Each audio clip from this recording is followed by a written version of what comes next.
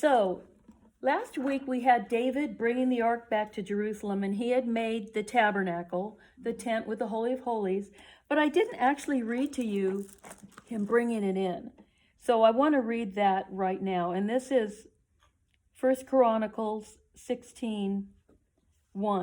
So they brought the ark of God and set it in the midst of the tent that David had pitched for it, and they offered burnt sacrifices and peace offerings before God. When David had made an end of offering the burnt offerings and the peace offerings, he blessed the people in the name of the Lord. That'd be great to be blessed by David, wouldn't it? But this is what's really interesting is verse 3. It says, and he dealt to everyone of Israel, both man and woman, to everyone a loaf of bread, a good piece of flesh. Well, that would just be some kind of meat.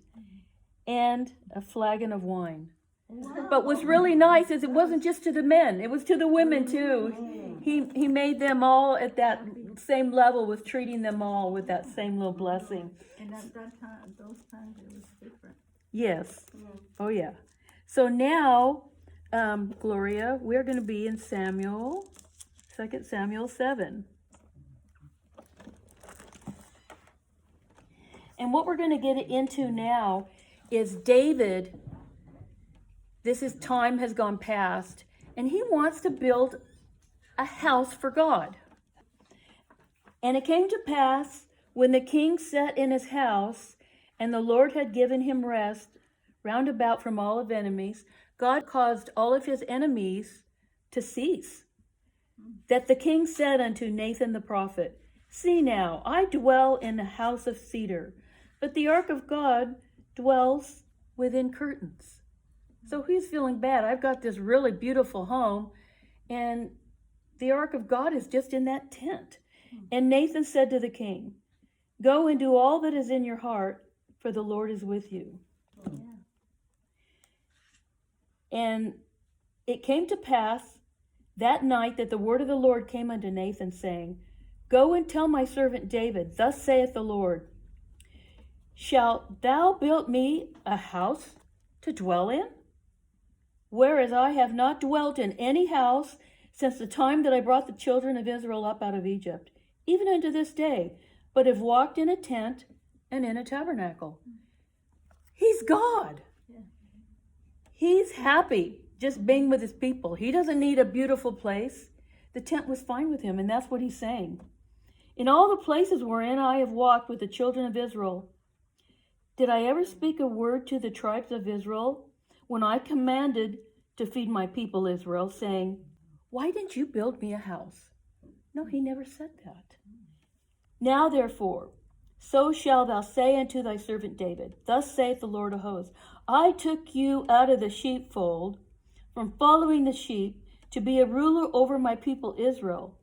And I was with thee whithersoever thou went, and have cut off all of your enemies out of your sight, and have made you a great name, like unto the name of the great men of the earth. Moreover, I will appoint a place for my people Israel, and will plant them, that they may dwell in the place of their own, and move no more. Neither shall the children of wickedness afflict them. And since the time that I commanded the judges to be over my people, and have caused thee to rest from all thine enemies, also the Lord telleth thee that he will make thee a house. Okay, now what I'm going to be reading from verse 12 to verse 16 here in 2 Samuel 7, this is called the Davidic Covenant. And when thy days be fulfilled, thou shalt sleep with thy fathers. That means you're going to die. I will set up thy seed after thee, which shall proceed out of thy bowels, and I will establish his kingdom. Solomon isn't even born yet when he's making this promise to him. He should build a house for my name, and I will establish the throne of his kingdom forever. Now, how is he going to establish Solomon's throne forever? How is that? Through Jesus. Through Jesus. And when Jesus came into Jerusalem as their king, they accepted him for a day. And then after that, they said, crucify him. But when he returns a second time and he reigns on earth for 1,000 years, he will reign as king. Actually, he was a seed of David through Mary. Yes, because that was his direct relative. Joseph was not even related to him, but he was related to David through Mary and David's son Nathan. And I will be a father, and he shall be my son. Now he's talking about Solomon. If he commit iniquity, which he does, I will chasten him with the rod of men, and with the stripes of the children of men. But my mercy shall not depart away from him, as I took it away from Saul, whom I put away before thee. So when he makes this promise, this covenant, it is unconditional, meaning it doesn't matter what Solomon does. His mercy is never going to be taken away, ever. Because when God makes a promise, it doesn't matter what that person does. If God said, I'm not going to depart from them as far as my mercy goes, he won't. And we're going to see that Solomon, with his 700 wives and 300 concubines, and then them leading him astray to worship idols, if anyone should be rejected, you'd think it would be him, but he wasn't. God always had mercy on him because he made that promise to David, this covenant with David. And then he further says, and thine house, speaking to David, and thy kingdom shall be established forever before thee. Thy throne shall be established forever. But, you know, he is, when you think about it, Christ, the king, I mean, he's the king of the universe. Do you know that? And there's a verse, I just want to read this right now. When Stephen was going to be martyred, do you remember he gave a defense which was the history of how God had worked with Abraham, Isaac, and Jacob, and then Egypt, and everything. This is part of what he said, and this is Acts 7:47 through 50. It says, but Solomon built him a house.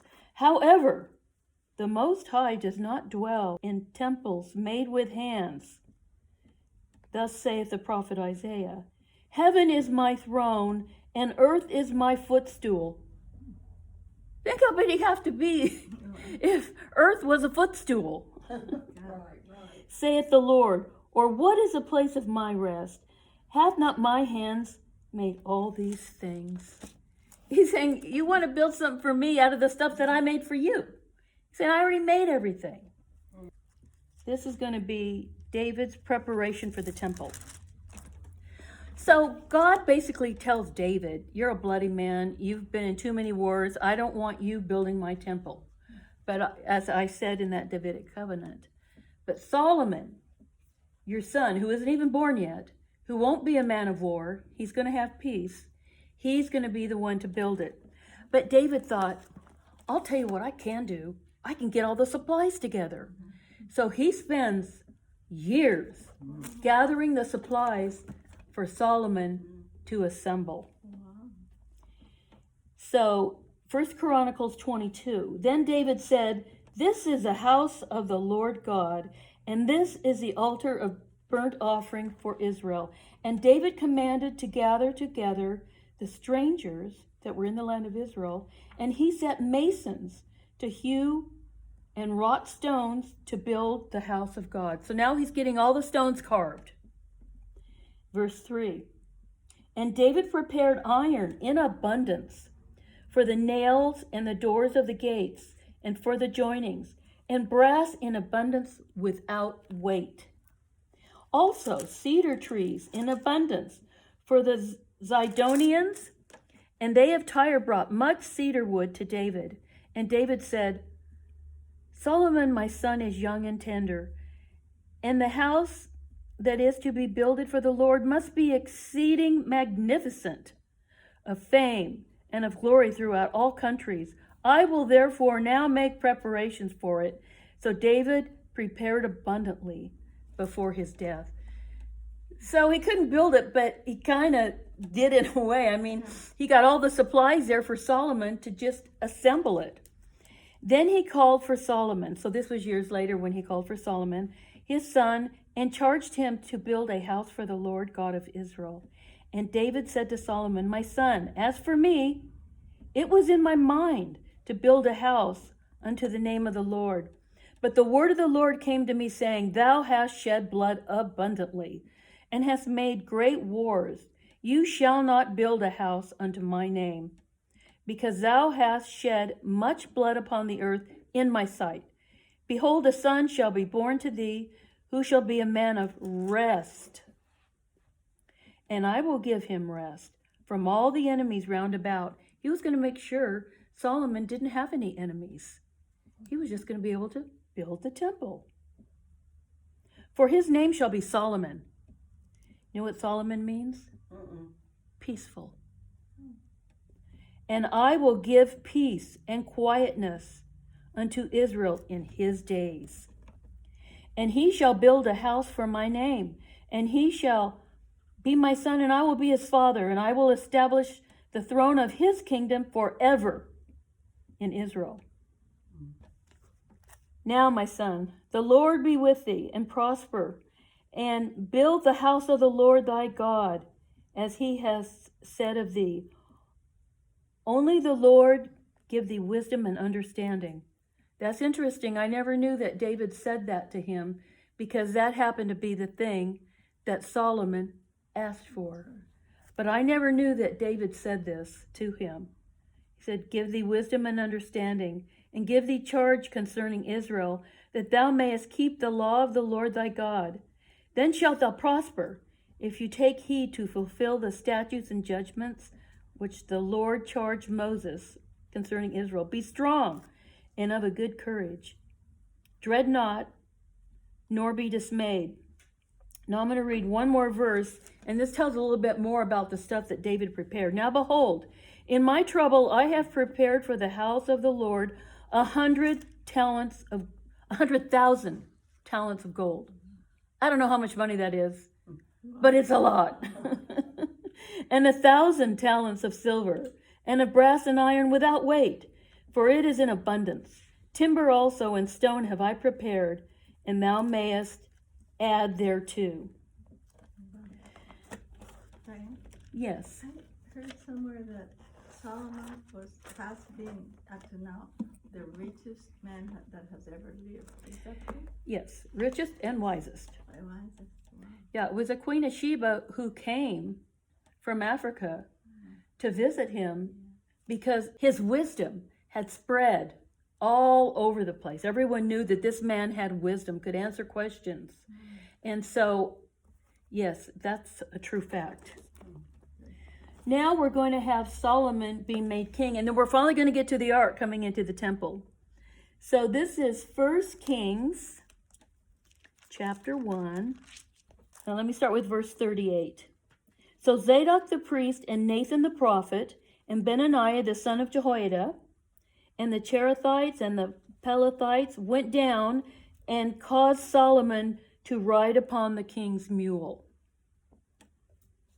and brought him to Gihon. Okay, Gihon is like a spring that's on the east side of Jerusalem in the valley of Kidron. But here's this thing about riding on the king's mule. You'll see this in the Old Testament. And what it was a practice of that time, that this was a sign of royalty, riding on a mule. That's why he had him ride, it says, on the king's mule.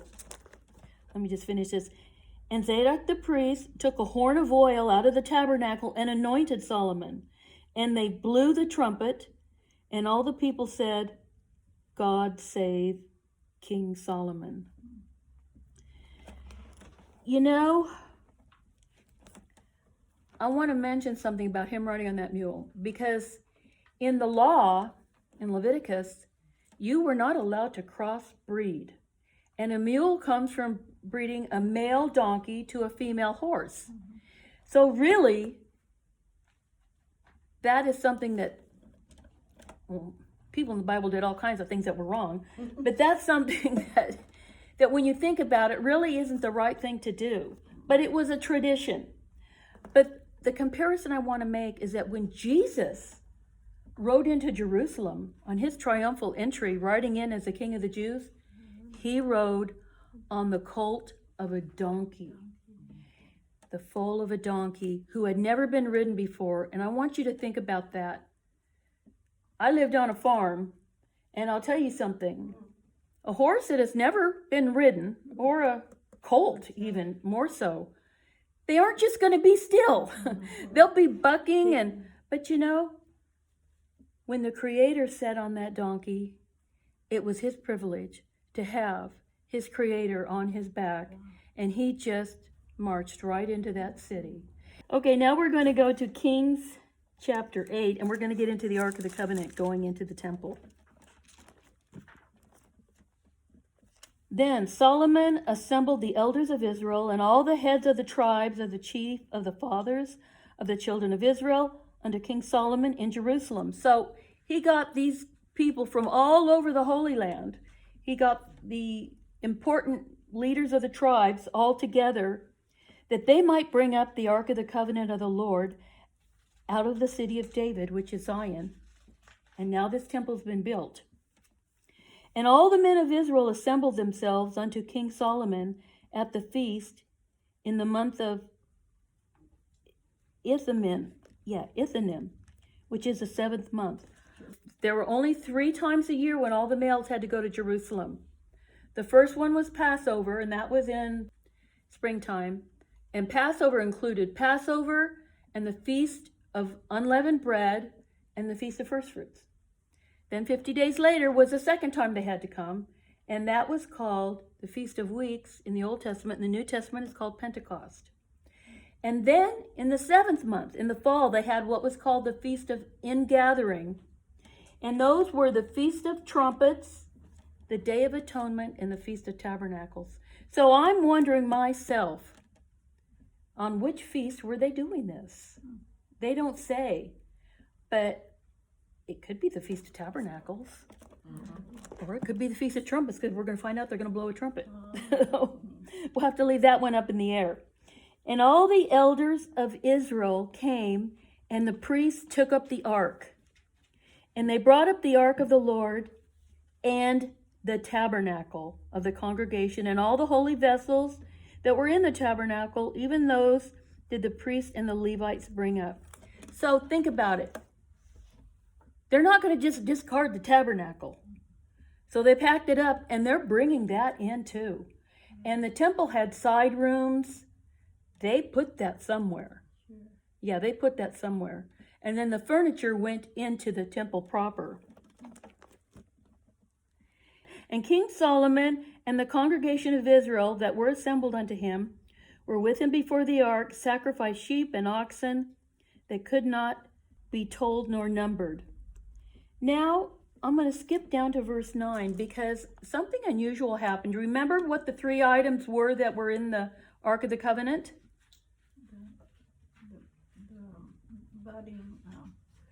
The Bible. Aaron's rod that budded. The 10 Commandments. The 10 Commandments, the covenant, and one other thing. Blossoming. The golden bowl of manna. But listen to this. There was nothing in the ark except the 2 tablets of stone. So what I'm thinking is that when the Philistines had this, they must have taken those things out because they're gone. Except the 2 tablets of stone which Moses put there in Horeb when the Lord made a covenant with the children of Israel when they came out of Egypt. Now this is where this gets really good. And it came to pass when the priests were come out of the holy place, after they set it down in the Holy of Holies, that the cloud filled the house of the Lord, so that the priests could not stand to minister because of the cloud. For the glory of the Lord had filled the house of the Lord. And this is exactly what happened at the inauguration in the wilderness of the tabernacle. When they got it set up and had the ark in the Holy of Holies, the exact same thing happened. This is called the Shekinah glory. It came and filled just like it did here. And then that Shekinah glory was with them all through their wanderings. It was a cloud by day and fire by night. And you know, they didn't move until the cloud moved. It told them when to stop, when to go, when to camp. And it led them right into the promised land. So, what I want to take from this is that after Jesus came and he was tabernacled in human flesh and died, and then like that rod that budded, all of a sudden, after 3 days, he came back to life and then went to heaven. He sent us his Spirit, and we are his tabernacle. We are his holy church. I want to read you a verse. 1 Corinthians, I'm going to close with this. 6:19 and 20. What? Know ye not that your body is the temple of the Holy Ghost, which is in you, which ye have of God, and ye are not your own, for you're bought with a price. Therefore glorify God in your body and in your spirit, which are God's. That's it.